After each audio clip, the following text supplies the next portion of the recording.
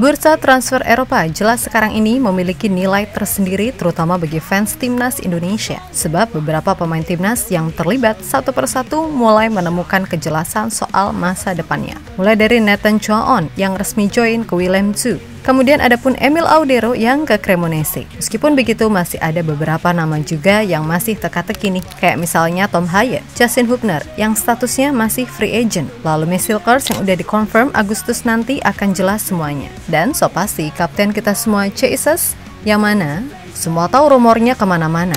Nah, soal J sendiri, baru-baru ini Fabrizio Romano yang berbicara dalam channel YouTube milik Hanif Thamrin menjabarkan tentang situasi dari Jesus, di mana pemain 25 tahun tersebut secara pasti memang telah didekati cukup banyak klub. Dan dari beberapa klub terdapat 3 tim yang saat ini berlomba bernego dengan Venezia. Tentu saja ini menjadi hal yang cukup bikin kita happy, sebab jurnalis sekelas Fabrizio Romano pun rupanya nggak cuma bahas soal tim atau pemain besar, bahkan sampai pemain seperti Jesus yang cuma main di Venezia pun juga ia pantau. Hal yang diketahui cukup membuat tetangga kita makin merajuk karena ini adalah sebuah hal langka. Pemain dari Asia Tenggara masuk pemberitaan media atau jurnalis ternama di Eropa. Karena selain Fabrizio, sebelumnya kabar soal transfer Jesus juga dibahas oleh Gianluca Di Marzio yang bisa dibilang gurunya si Romano ini. Hal yang pada akhirnya semakin membuktikan kalau gap timnas Indonesia dengan rival-rivalnya di ASEAN makin besar adanya, terutama ya dari sorotan media internasional. Dan harus diakui juga keberadaan sosok seperti Erick Thohir, Patrick Kluivert,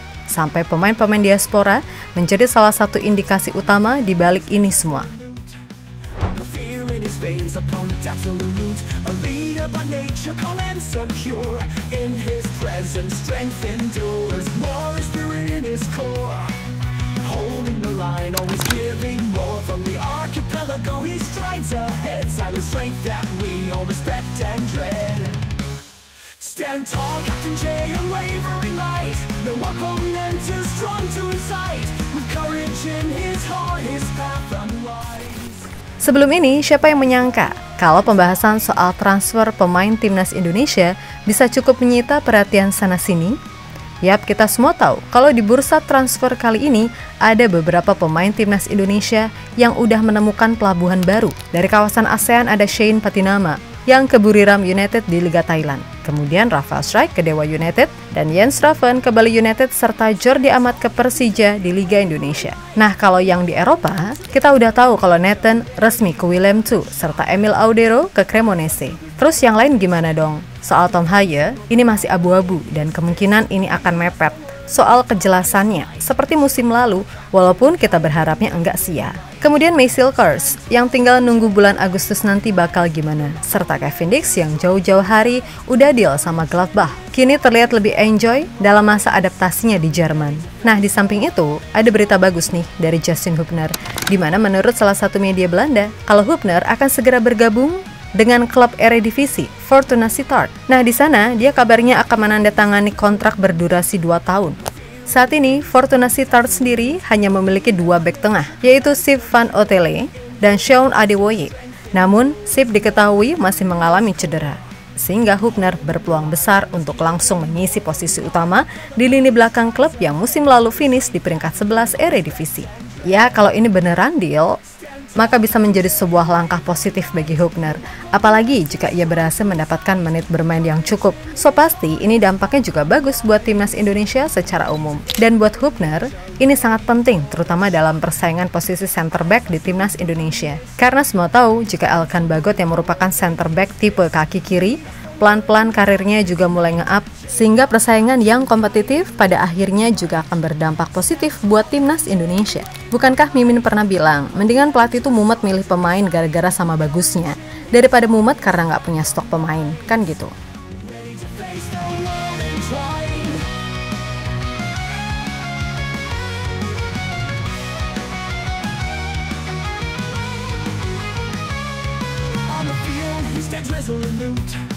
No fear in his veins, opponent absolute, a leader by nature, calm and secure. In his presence, strength endures. More is spirit in his core. Holding the line, always giving more. From the archipelago, he strides ahead. Silent strength that we all respect and dread. Stand tall, Captain J, unwavering light. No opponent is strong to incite. With courage in his heart, his path unwise. Ready to face the Lebih lanjut, dari semua berita itu, jelas kita semua cukup menantikan gimana nih soal perkembangan masa depan Jesus. Karena bukan rahasia lagi, udah banyak banget rumor tim yang diberitakan tertarik. Tapi sampai detik ini, Jesus belum menemukan titik terang terkait masa depannya. Nah, beberapa waktu lalu, Gianluca Di Marzio mengabarkan jika Genoa serius tertarik dan bahkan udah deal secara personal sama Itses. Tapi Venezia masih kekeh nggak mau lepas sesuai harga yang mereka mau. Alhasil, ada kemungkinan transfer ini batal, dan di saat yang berdekatan, Udinese diketahui akan terus berusaha untuk melobi Venezia. Apalagi setelah tahu Genoa juga keberatan, maka Udinese dikabarkan siap memberi pengajuan lagi setelah sebelumnya mereka udah 3 kali ngasih tawaran, mulai dari harga 5 juta euro, 6 juta euro, hingga kemarin mentok 7 juta euro.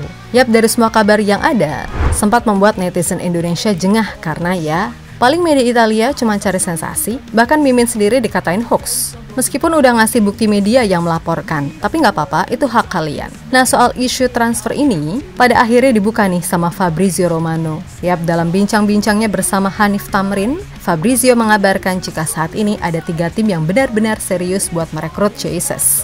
Pertama ada Genoa, kedua Udinese, dan yang ketiga Sassuolo yang baru aja promosi.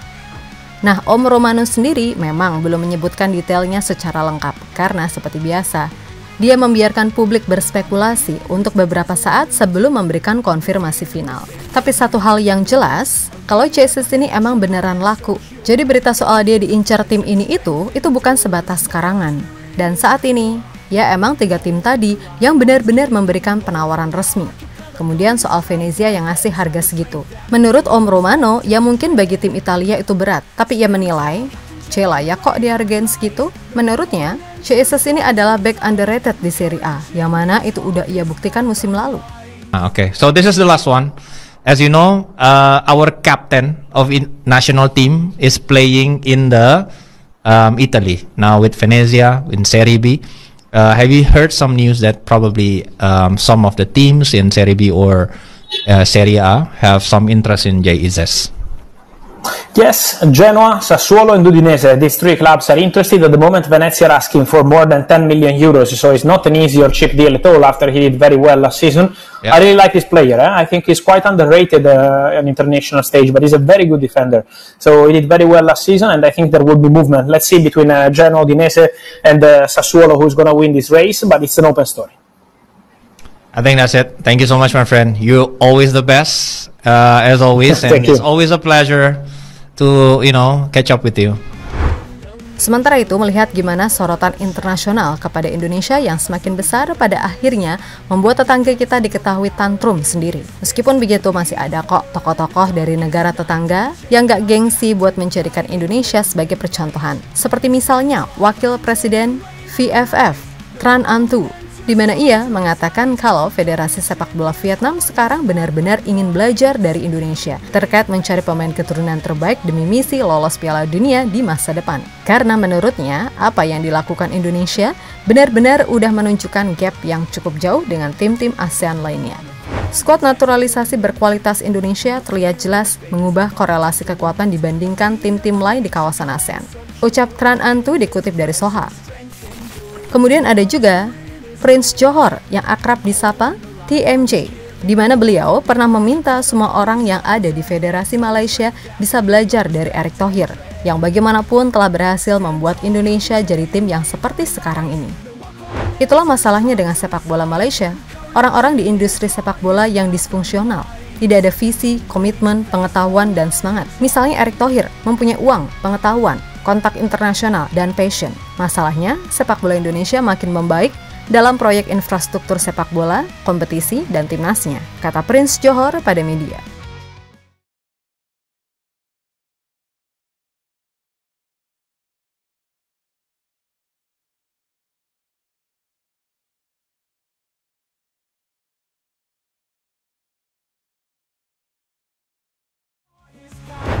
Yap, terlepas dari apapun, perihal soal bursa transfer, ya moga-moga aja deh khususnya pemain yang masih belum dipastikan masa depannya bisa ledang ledes.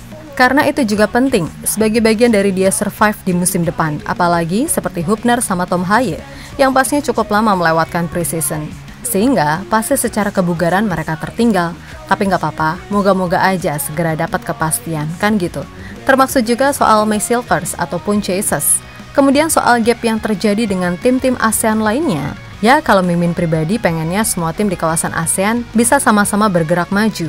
Biar apa? Ya biar level kompetitifnya naik, sehingga nggak dipandang sebelah mata lagi deh sama tim-tim besar Asia. Kan seru tuh, kalau semisal tim-tim ASEAN udah hampir dibilang merata lah secara umum, maka Piala AFF pun bisa loh diajuin ke FIFA biar jadi turnamen resmi sesuai kalender FIFA. Kalau sudah begitu, gengsinya pun pasti naik. Karena semua tim akan turun dengan kekuatan terbaik. Ya masa nggak bosen sih Piala AFF dianggap sebagai Mortal Kombat lah, ladang mafia lah, dan lain-lain. Pokoknya mudah-mudahan dengan gap yang udah dibuat Indonesia, maka tim-tim lain bisa terpacu untuk minimal mendekati standar tinggi yang udah diterapkan. Jangan kolot pemikirannya, jangan mentingin perut sendiri. Kalau semua itu bisa dilakukan, bakalan sak Jose Wisto. Dan untuk Indonesia, jangan terlena serta terus fokus. Kembangkan apa yang udah dikembangkan. So buat semua elemen timnas, tetap semangat dan sukses selalu, oke? Kita Garuda.